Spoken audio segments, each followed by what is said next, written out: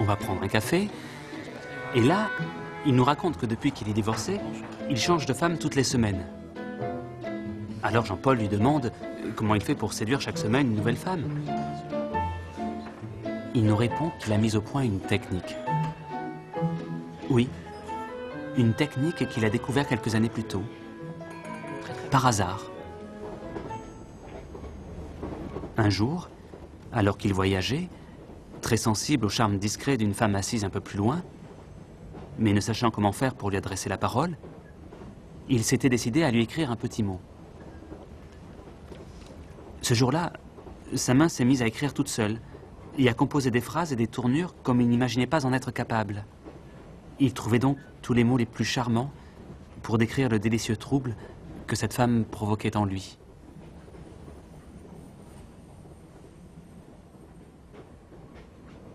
Et lorsqu'il était sur le point de finir le mot, une idée géniale lui traversa la tête.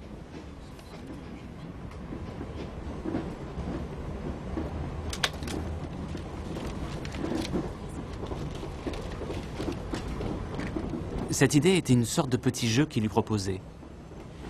Il allait se rendre à la jonction de 2 voitures du train et il attendrait là-bas 10 minutes.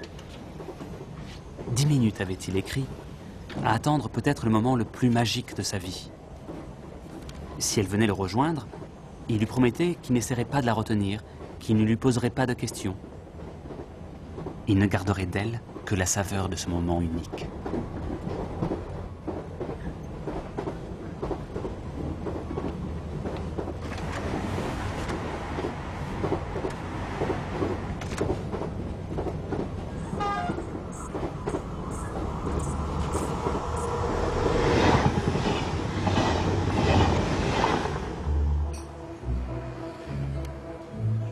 C'est ce même mot qu'il utilise désormais à chacune de ses rencontres.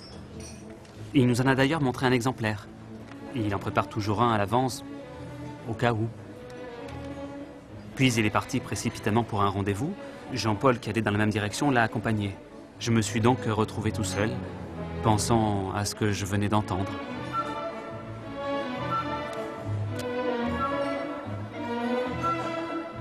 Et à ce moment-là, enfin, sans le faire exprès, mon regard, malgré moi, tombe sur une personne assise dans le café.